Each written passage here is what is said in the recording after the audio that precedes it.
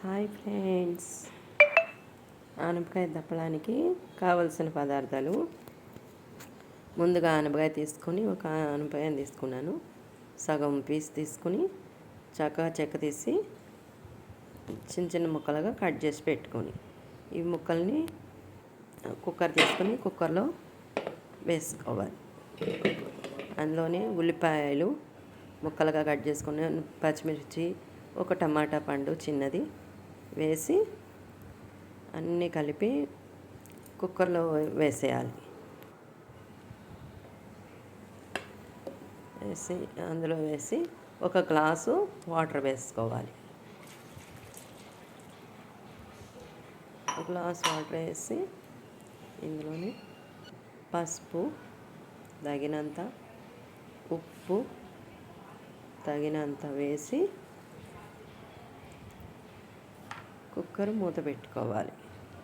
మూత పెట్టి స్టవ్ మీద పెట్టి ఒక విజిల్ వస్తే బాగా ముక్కలు మంచిగా ఉడుకుతాయి అన్నమాట. సొరకాయ ముక్కలు బాగా ఉడుకుతాయి. మూత పెట్టుకొని ఒక విజిల్ వచ్చాక మూత తీసి చూస్తే ఉడికిపోయినాయి. ఇప్పుడు దీంట్లో కారం వేసుకుని, మీరు తినేదాన్ని బట్టి వేసుకుని కారం వేసుకున్నాను. కొద్దిగా పక్కనే చింతపండు నానబెట్టుకుని వేడి నీళ్ళతో నానబెట్టుకుని పక్కన పెట్టుకోవాలి. ముందే చింతపండు నానబెట్టుకుని పెట్టుకున్నాను. అది కొంచెం గుజ్జులా తీసి, చింతపండు బాగా పిసికి కొంచెం చిక్కగానే తీయాలి. గుజ్జులా తీసి ఆ పులుసుని అందేసి కొద్దిగా బెల్లం, ఇష్టపడేటోళ్ళు వేయచ్చు, లేకపోతే లేదు. చింతపండు గుజ్జు వేసి బాగా ఒక 5 నిమిషాలు మూత పెట్టి ఉడకనియండి. 5 నిమిషాలు మూత పెట్టిన తర్వాత ఉడికిపోయింది పులుసు. ఇప్పుడు ఇది పక్కన పెట్టుకుని స్టవ్ వెలిగించి బాండీ పెట్టుకుందాం. ఇది పక్కన పెట్టుకున్నాం. బాండీ పెట్టి స్టవ్ మీద ఆయిల్ పోసుకున్నాను.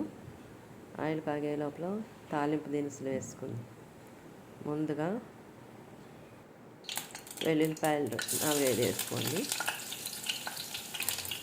పోస్ట్ దినుసులు జీలకర్ర, ఆవాలు, కరివేపాకు వేసి అందులో లాస్ట్ ఎండుమిరపకాయలు వేయాలి. మాడిపోతే బాగుండదు కదా అని లాస్ట్ వేసి ఈ తాలింపు బాగా వేగిన తర్వాత ఆ పులుసులు వేసుకుంటే ఎంతో రుచికరమైన ఆనపకాయ దప్పడం రెడీ. మీకు ఈ వంట నచ్చినట్టయితే లైక్ చేయండి, షేర్ చేయండి, సబ్స్క్రైబ్ చేయండి ఫ్రెండ్స్.